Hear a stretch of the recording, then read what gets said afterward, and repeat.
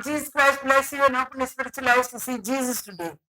Welcome you to watch a broadcast by Lord Jesus Christ, the Only Hope program. Take a moment to get your Bibles and listen to this wonderful message of the plan of salvation for mankind through our Lord and Savior Jesus Christ. Watch with faith and expectation, you'll be blessed. All glory be to Jesus. எல்லா மகிமையும் ஆண்டவராகிய இயேசு கிறிஸ்து ஒருவருக்கே உண்டாயிருப்பதாக.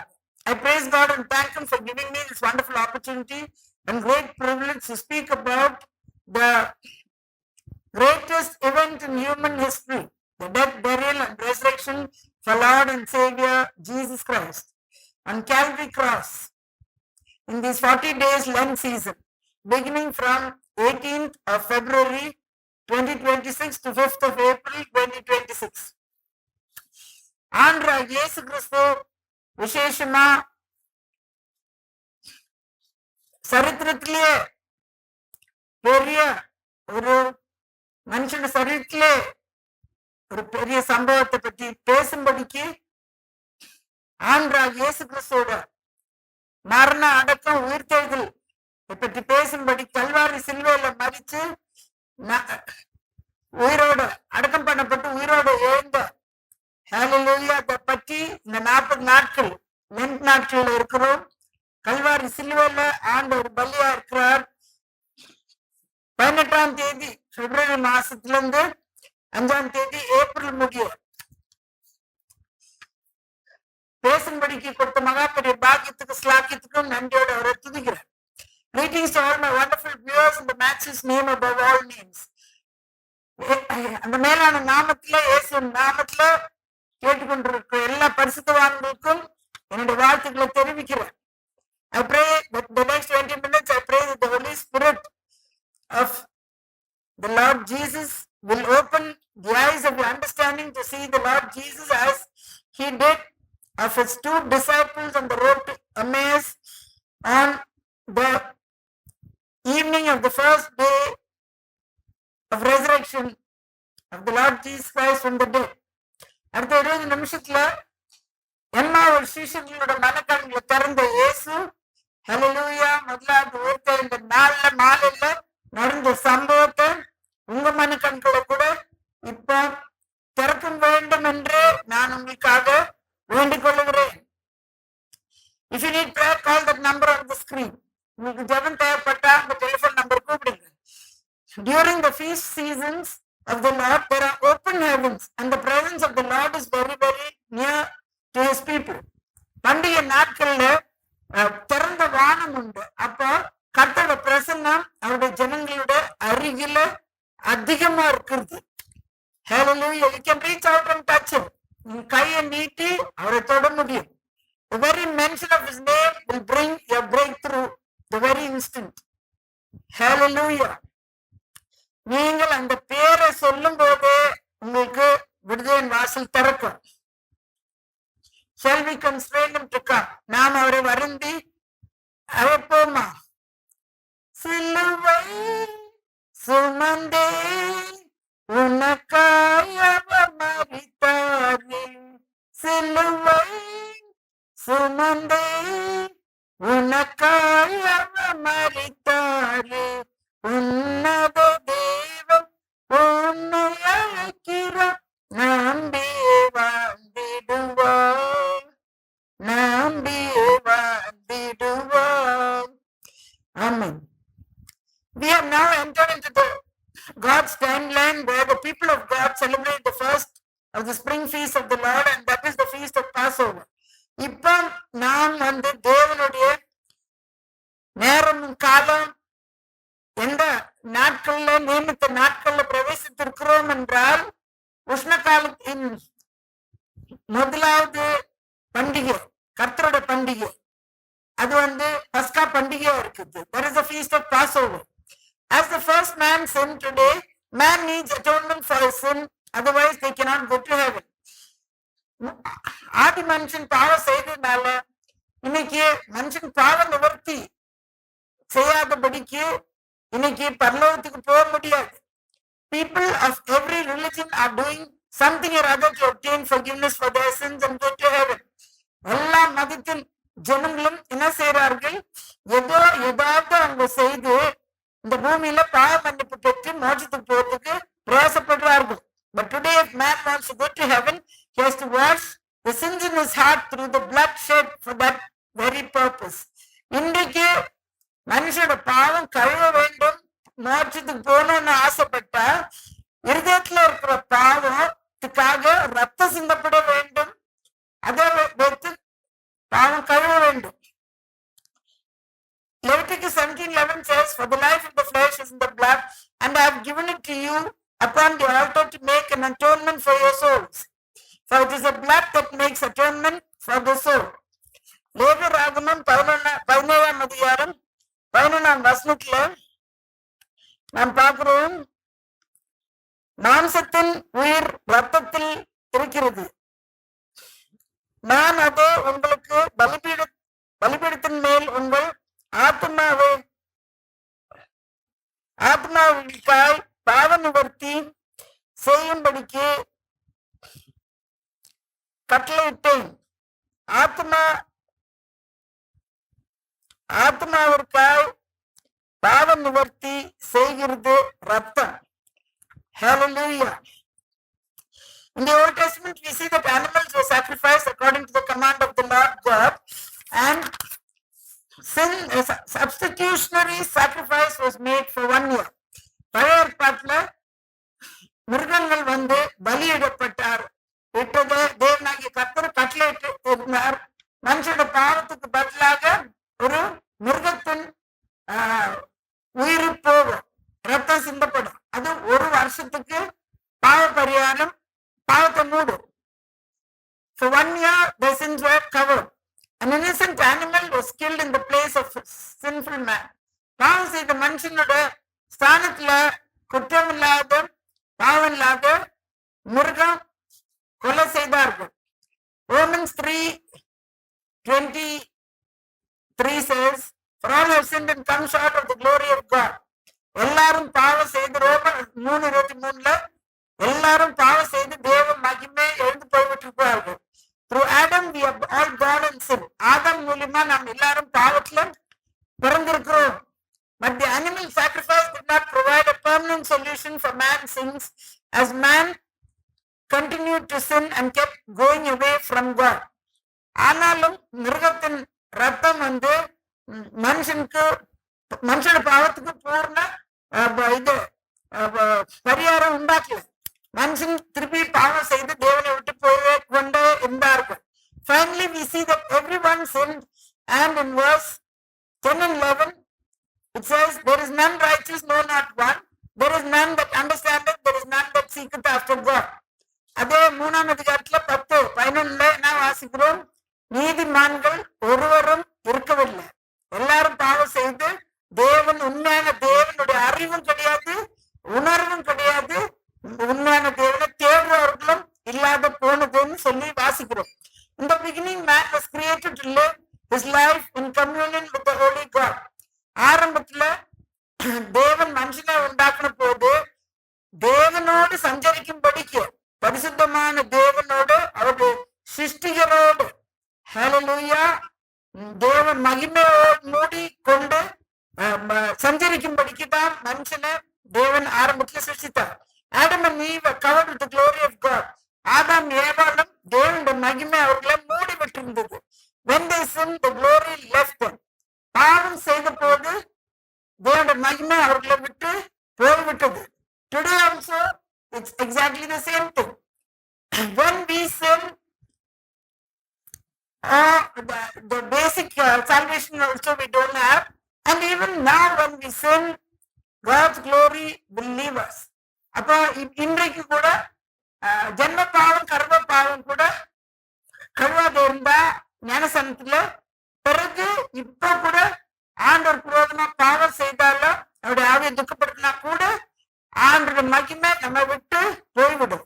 Romans 6:23 says, "The wages of sin is death, but the gift of God is eternal life through Jesus Christ our Lord." ரோமர் 6ஆம் அதிகாரம் 23ஆம் வசனத்துல பாவத்துக்கு ஒரு சம்பளம் உண்டு. For sin there is a wage. ஆனாலும் தேவனுடைய கிருபா வரணும் நம்முடைய கர்த்தராகிய இயேசு கிறிஸ்து மூலியமா நித்திய ஜீவன். The Passover lamb was killed in the first Passover, we read, and blood was put on the doorposts of their houses, covered their sin when the destroyer angel came past their houses. முதல் பஸ்கால யாத்திராகம் 12ஆம் அதிகாரத்துல நாம் என்ன வாசிக்கிறோம்? தேவன் கட்டளையிட்டத ஆட்டை அடிச்சு ரத்தம் வாசல் நிலக்கால் மேல பூசுற அந்த வீடுகள் சங்கார தூதன் ராத்திரியில கடந்து போவார்கள். All the houses that have the blood, there was no death. We read. ரத்தம் இருந்த வீடுகள்ல வந்த மரணம் இருக்கவில்லை என்று நாம் வாசிக்கிறோம். As the animal sacrifice did not provide a permanent sacrifice for man's sins, our Creator himself became the permanent sacrifice. அப்ப இந்த மிருகம் வருஷம் அடிச்சு வந்து பூர்ண பரிகாரம் வந்து உண்டாக்காத இருந்தனால மனுஷன் தொடர்ந்து பாவம் செய்து கொண்டே இருந்தான். கடைசியில பூர்ண பலி பரிகாரம் உண்டாக்கும்படிக்கு சிருஷ்டிகரே பலியானார். And he shed pure sinless blood on Calvary cross to wash the sins of man. அப்போ ஆண்டவராகிய இயேசு கிறிஸ்து கல்வாரி சிலுவையில ஜீவ பலியாக ஒப்பு கொடுத்து விளையாடப்பட்ட பாவம் இல்லாத ரத்தம், சுத்தமான மாசற்ற ரத்தம் சிந்தி மனுஷோட பாவம் கழுவும்படிக்கு, மனுஷன இருதயத்துல இருக்க பாவம் கழுவும்படிக்கு தன்னையே பலியாக ஒப்பு கொடுத்தார். God is a spirit and took the form of fallen man. தேவன் எப்படி இருக்கிறாரு? தேவன் ஆவியா இருக்கிறார். அப்ப மனுஷனை போலவே, ஏன்னா ஆவிக்கு ரத்தம் கிடையாது, மனுஷனை போலவே மாம்சமும் ரத்தமும் உடைய வரணும்னா மனுஷனை போலவே அவரு ஆவியான தேவன் மனுஷன் போலவே மாறி அப்படி செய்தார். Hebrews chapter 2 verse 14. எபிரேயருக்கு எழுதின நிருபம் 2ஆம் அதிகாரம் 14ஆம் வசனம். As children are partakers of flesh and blood, he likewise took of himself the same. அப்ப பிள்ளைகள் மாம்சத்தை ரத்தத்தை உடையவராக இருந்தபடியால் அவரும் மாம்சமும் ரத்தமும் மாறி ரத்தம் சிந்தினார். Who is the Lord Jesus Christ? ஆண்டவராகிய இயேசு கிறிஸ்து யாரா இருக்கிறார்கள்? 1 Timothy 3:16 says, God was manifest in this flesh. 1 Timothy 3:16 நாம் வாசிக்கிறோம், தேவன் மாம்சத்துல வெளிப்பட்டார்.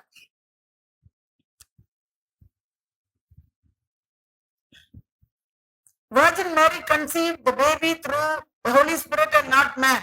கன்னிமரியா வந்து குழந்தை எப்படி கர்ப்பத்துல உருவானது என்றால் பரிசுத்த ஆவியினால கர்ப்பம் தரித்தார், மனுஷனால் தன்னால் அல்ல. For man fallen in sin to go to heaven, he has to come back to the life in the spirit. அப்ப பாவத்துல விழுந்த மனுஷன் வந்து பரலோகத்துக்கு போனோம் என்றால் ஆவிக்குரிய வாழ்க்கைக்கு திரும்பணும். For flesh and blood cannot inherit the kingdom of God. ஏனென்றால் மாம்சமும் ரத்தமும் தேவனுடைய ராஜ்யத்தை சுதந்திரிக்க முடியாது. When he sinned, he was separated from the Spirit of God and started following another who is living in the flesh. ஆதி மனுஷன் பாவம் செய்த போது ஆவிக்குரிய ஆவியான தேவனிடத்துல இருந்து பிரிவினை உண்டாகி இன்னொருத்தரை பின்பற்ற ஆரம்பித்தார்கள், மாம்சத்துக்குரியவரை. Because we have not surrendered to ourselves totally to a life of the Spirit, we face such battles and struggles. நாம் இன்றைக்கு நம்மை முற்றிலும் ஆவிக்குரிய ஒரு வாழ்க்கை வாழும்படிக்கு முற்றிலும் ஒப்புடுக்காக இருக்கிறபடியால் ஒரு பகுதியிலையும் நமக்கு போராட்டம் யுத்தங்களும் நேரிட பார்க்கிறோம். In James chapter 4 we read about that. யாக்கோபு 4ஆம் அதிகாரம் வாசித்தா அப்படி அதை பத்தி இன்னும் அதிகமா தெரிய வரும். Only one thing is needful, as Jesus said to Martha, Mary has chosen the good part. அப்ப மாத்தாள் இடத்துல ஆண்டவராகிய இயேசு கிறிஸ்து சொன்னது தேவையானது ஒன்று, மரியாள் தன்னை விட்டு எடுபடாத நல்ல பங்கு தெரிந்து கொண்டிருக்கிறார் என்று. நமக்கும் இன்னைக்கு தேவையானது ஒன்றே தான். அந்த ஒண்ணு இல்லைன்னா நம்ம என்ன செய்துட்டும் பிரயோஜனம் இல்லை. The Lord Jesus Christ died and rose again from the dead. The third day, overcoming death in victory. ஆண்டவராகிய இயேசு கிறிஸ்து சிலுவையில மரிச்சு அடக்கம் பண்ணப்பட்டு மூணாவது நாள் உயிரோட எழுந்து வெற்றி மரணத்தை ஜெயித்து உயிரோட எழுந்தார். Only Christianity today has the way to go to heaven. இன்றைக்கு மோட்சத்துக்கு போற வழி கிறிஸ்தவத்துல தான் இருக்கிறது. Because it is the Lord Jesus Christ who became a living sacrifice, the Passover lamb who carried the sins of the whole world.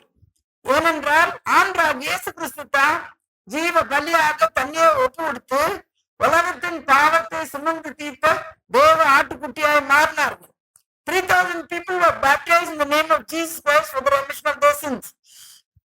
3,000 பேர்கள் Pentecost நாள்ல, அந்த டே of Pentecost 3,000 பேர்கள் இயேசு கிறிஸ்து நாமத்துல பாவ பரிகாரத்துக்கு ஞானஸ்நானம் பெற்றார்கள்.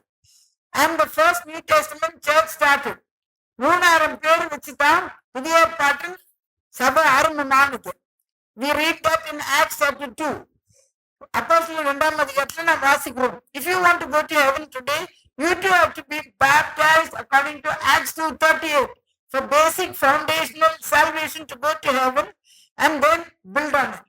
இன்றைக்கு உங்களுக்கு யாருக்குன்னா மோட்சத்துக்கு போகணும்னு ஆசை இருந்தா அப்போஸ்தலர் நடபடி 2ஆம் அதிகாரம் 38ஆம் வசன பிரகாரம் நீங்கள் பாவ மன்னிப்புக்கென்று ஞானஸ்நானம், முழுக்க ஞானஸ்நானம் பெற்றுக்கொள்ள வேண்டும்.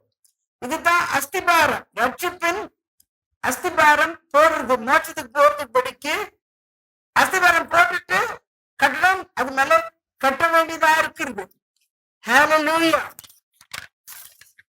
Today we are in the times and seasons of the second coming of our Lord and Savior Jesus Christ, who is going to take his bride, that is all those who have washed their sins in the blood of the Lord Jesus Christ and in his name, to heaven. இன்றைக்கு நாம் வாழ்ந்து கொண்டிருக்கிற காலம் நேரம் எதாவா இருக்கிறது. ஆண்டவராகிய இயேசு கிறிஸ்து மணவாளனாகிய ஆண்டவராகிய இயேசு கிறிஸ்து தன்னுடைய மணவாட்டி யாரா இருக்கிறார்கள்? Who is the bride? All those who have washed their sins in the blood of the Lord Jesus Christ and in his name. அப்போ மணவாளனுக்கு யாரா இருக்கிறார்? மணவாளன் ஆண்டவராகிய இயேசு கிறிஸ்து. Hallelujah. Acts chapter 2 verse 20 Acts chapter 20 verse 28 says, the church which he purchased with his own blood.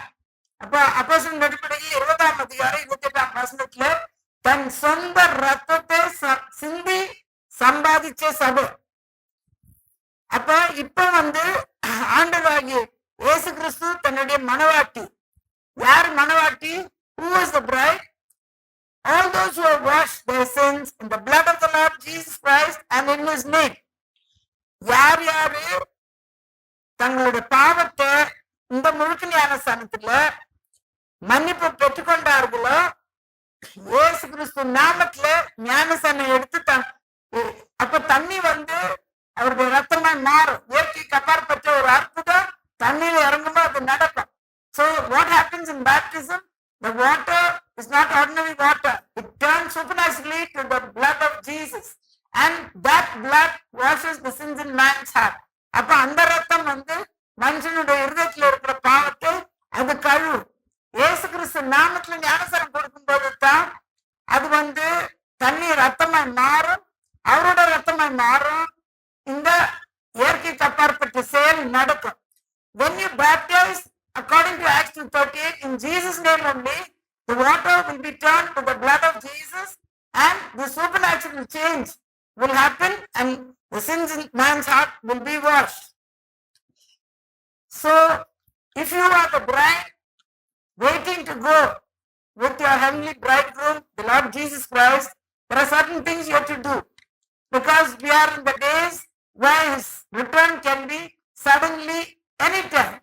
அப்ப இப்ப நம்ம வாழ்ந்துருக்கிற காலகட்டம் சடுதியில நிலவரம் மாறும். பெண்டிகாஸ்ட் நாள்ல எப்படி சடுதியில அற்புதமான செயல் நடந்ததோ அதே போலவே இந்த காலகட்டத்துல நீங்கள் நான் தான் மனவாட்டி ஆண்டவராகிய இயேசு கிறிஸ்துவுக்கு என் மனவாளன் வருதுக்கு நான் காத்துட்டு இருக்கிறேன், எதிர்பார்த்துட்டு இருக்கிறேன்.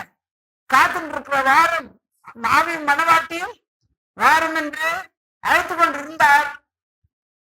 ஒரு சில காரியங்கள் நம்ம செய்ய வேண்டியதா இருக்குது. There are certain things we have to do. If you are thinking you are a bride of the Lord Jesus Christ and saying, Spirit and bride said come, then there are certain things you have to do if you are preparing to go. அப்போ ஆண்டவர் வரும்போ அடையாளங்கள் வேதத்தில் சொல்லப்பட்டு இருக்கிறது. மனவாட்டி கொண்டு போய் வரும்போ மனவாளன் வராங்கன்னு சொல்லிட்டு மனவாட்டிக்கு தான் தெரியும். The bridegroom only knows. The bride only knows the voice of the bridegroom. அப்போ மனவாளனுடைய குரலை பத்தி யாருக்கு தெரியும்? மனவாட்டிக்கு தான் தெரியும். எல்லாருக்கும் அது தெரிய வராது. மனவாளன் மனவாட்டியை கூப்பிடும் போது எல்லாருக்கும் சும்மா இருக்கிறவங்களுக்கெல்லாம் அது தெரியாது. So people who are just hanging around, they will not recognize the voice of the bridegroom. Unless you are a bride, you will immediately know the voice of a bridegroom. John's Gospel we read, my sheep will hear my voice. அப்போ யோவான் சுவிசேஷத்துல என்ன ஆடுகள் என் சத்தத்தை கேட்பார்கள். So if you are a sheep, then you will hear his voice. If you are not, you won't. So that is the difference. This month especially, the Lord is going to divide. Judgment begins first in the house of God. முதலாவது நியாய தீர்ப்பு எங்க ஆரம்பமாக போகுது? தேவனுடைய வீட்டுல தான் நியாய தீர்ப்பு. சபையை ரெண்டா பிரிக்க போகிறாங்க. Church itself will be divided into two. One, he'll be separating the sheep from the goats, the wheat from the tares, the wise virgins from the foolish virgins. முதலாவது செம்மறியாடு வெள்ளை ஆடுல இருந்து பிரிக்க போறாங்க, கோதுமை கலையில இருந்து பிரிக்க போறாங்க, புத்தி உள்ள கண்ணியும் புத்தி இல்லாத கண்ணிகளும் பிரிக்க போறாங்க. அப்ப ரெண்டு கூட்டமா மாறப்போகுது. உண்மையான ஜனங்க யாரா இருக்கிறார்களும் உண்மை இல்லாதவர்கள் யார் என்றும் கர்த்தரை வெளிப்படுத்துற நாட்களை நம்ம வாழ்ந்து கொண்டிருக்கிறோம். So we are living in the days, times and seasons where we have to see God working. And what is he going to do? The true followers of God and those who are pretending to be, they will be separated into two. So there are, if you are preparing to go in the rapture, சபை எடுத்துக்கொள்ளும் போது நீங்க போறதுக்கு ஆயத்தப்பட்டு கொண்டிருந்தா 7 காரியங்களை நம்ம செய்ய வேண்டியதா இருக்குது. 7 things are steps are there for 100% readiness to go in the rapture. 100% கைவிடாதபடிக்கு நாம் போக வேண்டும் என்றால் 7 காரியங்கள் செய்ய வேண்டியதா இருக்குது. First one, complete honesty. முழுக்க உண்மை வேணும். உண்மை இல்லாதவங்க உண்மையுள்ள மனுஷன் பரிபூர்ண ஆசீர்வாதம் பெறுவான்னு நீதிபதிகள் 20:28 வாசிக்கிறோம்.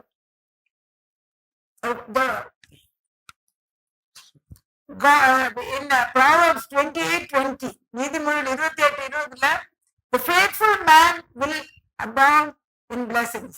We have to be found faithful. Complete honesty is there with faithful people. உண்மையுள்ள ஜனங்க அவங்க உண்மையா இருப்பார்கள். Second one, complete repentance. ரெண்டாவது என்ன செய்யணும்? முழுக்க மனம் திரும்ப வேண்டும். இப்ப இது ஆல்ரெடி சாரா ஆண்டி நான் மனம் திரும்பி ஞானசனை எடுத்துட்டேன். ஞானசனை எடுத்தது அது அஸ்திபாரம் போட்டுது. அது மேல என்ன கட்டி இருக்கிற இன்றைக்கு நிலைமை என்ன? So some of them say, Sarah aunty, I already repented and taken baptism. That was once upon a time. But what is your status today? Status, people talk about much today. What is your status today? We should be in a state of 24/7 continuous repentance. 24 மணி நேரம் 7 நாளும் தொடர்ந்து நம்ம மன்னிப்பு கேட்டுக்கொண்டே இருக்க வேண்டும். நான் அநேக வழியில பாவம் இருந்தா ஒரு சிலர் அது பெரிய பாவம் கிடையாதுன்னு கூட அவங்க கணக்கு போட மாட்டாங்க. ஆனா ஆண்டவர் வந்தா பாவம் மன்னிக்கப்படாத பாவம் இருந்தா அறிக்கையிடாத பாவம், இப்ப பாவம்னு சொல்லி அங்கீகரிச்சாதான் அறிக்கையிடுவாங்க, அப்ப மன்னிப்பு பெற்றுக் கொள்வீர்கள். ஆனா அது பாவம் கிடையாதுன்னு நம்ம விட்டுட்டா அது அறிக்கையும் இல்லை, மன்னிப்பும் பெற்றுக்கொள்ளல. அந்த மாதிரி பாவம் இருந்தா ஆண்டவர் வரும்பா நிச்சயமா தடை கொண்டு வரும். So sins, unconfessed sins and unforgiven sins will put up a barrier if Jesus returns.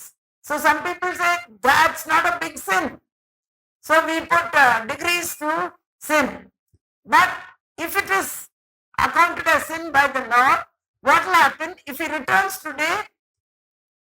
What will happen is that you won't confess it and you will not forsake it and you will not get forgiveness for it. So that will put up a barrier when Jesus comes to take his bride. Complete surrender, third one.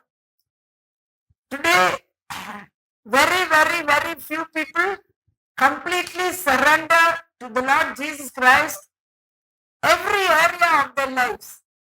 அவர்களுடைய இன்றைக்கு எல்லா பகுதியும், ஒரு மனுஷோட எல்லா பகுதியும் முற்றிலும் ஆண்டவருக்கு ஒப்புடுக்கிறாங்க ஒரு சிலர் தான். Some areas they surrender, some they don't. முக்காவாசி ஜனங்க, about 75%, some areas what they surrender, some they don't. Fourth one, complete trust for supernatural transformation. அப்ப நாலாவது என்னன்னு சொன்னா, அப்போ நாம் இயற்கை அப்பாற்பட்ட வல்லமை நம்ம மறுரூபமாக்கும்.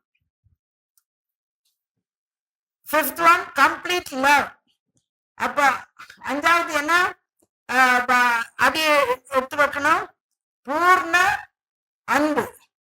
Deuteronomy 6:4, உபாகமம் 6:4 என்ன சொல்லுகிறார், இஸ்ரவேலை கேள், hear O Israel, the Lord your God is one Lord. Thou shalt love the Lord that God with all your heart, with all your soul, with all your mind and with all your strength. So எப்படி இந்த அன்பு இருக்குது, முழு உள்ளத்தோடும் இஸ்ரவேலை கேள், உன் தேவனாகிய கர்த்தர் ஒருவரே கர்த்தர், 2 3 4 பேர் கிடையாது. So here Israel, the Lord your God is one Lord, not 2 or 3 or 4. So the God you worship should be one. And thou shalt love the Lord thy God with all your heart, with all your soul, with all your mind and with all your strength. That is the complete love of God. Then sixth one, complete joy. Nehemiah 8 chapter verse 10.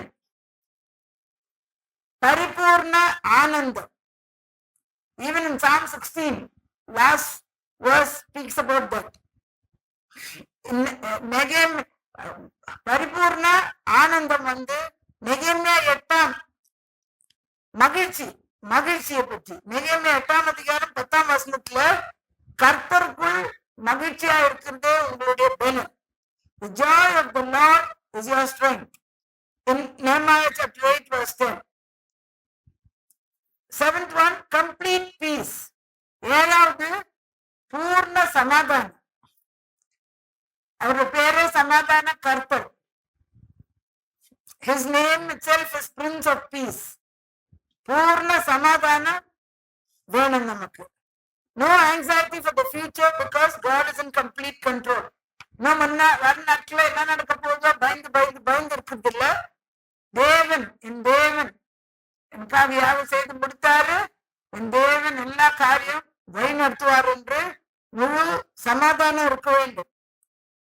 It requires a level of commitment most believers are not willing to make. இது வந்து முக்காவாசி விசுவாசிகள் இந்த அளவுக்கு ஒப்பு கொடுக்கிறதுக்கு அவர்கள் ஆயத்தம் கிடையாது. Complete confidence in him. இயேசு கிறிஸ்துக்குள்ள முழு நம்பிக்கை, தைரியம். This is available to everyone who wants it. And there is a price to pay. அப்போ ஆண்டவராக இயேசு கிறிஸ்துக்குள்ளே நம்முடைய தைரியமும் நம்முடைய எல்லாவற்றிலும் பலனும் எல்லா சமாதானமும் எல்லாம் இருக்க வேண்டும் என்றால் அது யாருக்கு வேணுமோ அது பெற்றுக்கொள்ளலாம். ஆனாலும் ஒரு அது இலவசமா வர்றதில்லை, ஒரு விலக்கிரயம் கொடுக்க வேண்டியதா இருக்குது. It's not free. What is not free? Salvation is free, but the anointing of the Holy Spirit is not free. ரட்சிப்பு இலவசமா கிடைக்கும், ஆனா பரிசுத்தாவின் அபிஷேகம் இலவசமா கிடைக்காது. அதுக்கு ஒரு விலக்கிரயம் கொடுக்கணும். Hallelujah. I'm going to pray for you now. இப்ப நான் உங்களுக்காக ஜெபிக்க போறேன். இஸ்ரவேலின் துதியில் வாசம் செய்கிற மகா பரிசுத்த தேவனே, நன்றியோடு துதிக்கிறோம், மகிமைப்படுத்துறோம், போட்டுக்கிறோம், கொடாப்படி ஸ்தோத்திரம் ஏறெடுக்கிறோம். விசேஷமா கர்த்தாவே இந்த முதலாவது உஷ்ணகால பண்டிகை பஸ்கா பண்டிகை நாட்கள் கர்த்தாவே, பஸ்கா ஆட்டுக்குட்டி நீரே பஸ்கா ஆட்டுக்குட்டியா பலியாக நீர் மாறி ஹல்லேலூயா உலகத்தின் பாவத்தை சுமந்து தீர்த்தீரே, அதுக்காக நன்றி நன்றி நன்றி நன்றி.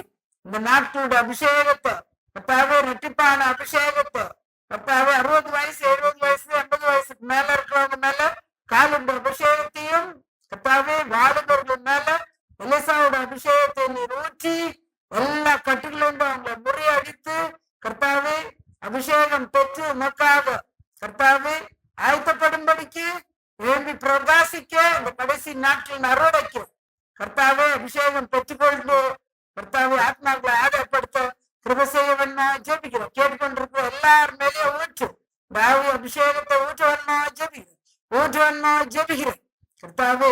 ஹல்லேலூயா. இந்த விசேஷமா இந்த முதலாவது உஷ்ணகால பண்டிகையின் காலத்துல உங்களுடைய வருகை கூட கர்த்தாவே எதிர்பார்த்து கொண்டிருக்கிறோம்.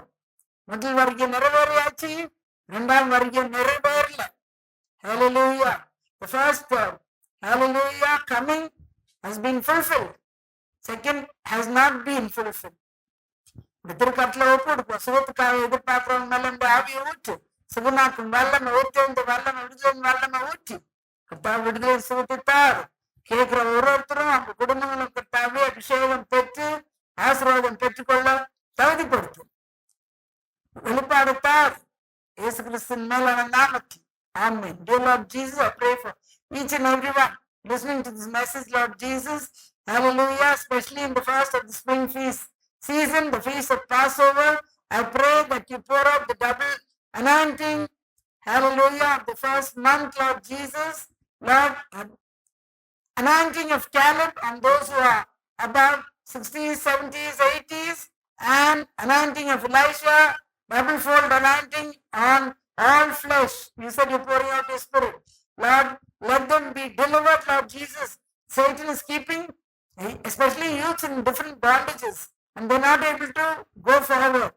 Lord, I pray that you pour out your spirit on them. Now, in these last days, you said you will pour out and then set the captives free. Let them be filled with the Holy Spirit. And Lord, rise up, Lord, and proclaim your gospel for the entire harvest of souls. Let your name be glorified. Let they and their families be blessed. Let them sacrifice, Father. Hallelujah. You look to sacrifice. தியாகத்தை பார்க்கிறாரு. தியாகம் இல்லாதது ஆண்டவர் அங்கீகரிக்க மாட்டார். Hallelujah. I commit everything to your hand. Only guiding you. The name be glorified. In Jesus' name I pray with thanksgiving. Amen. இந்த செய்தி உங்களுக்கு ஆசீர்வாதமா இருந்தா நம்ம அவருக்கு தொடர்பு கொள்ளுங்கள்.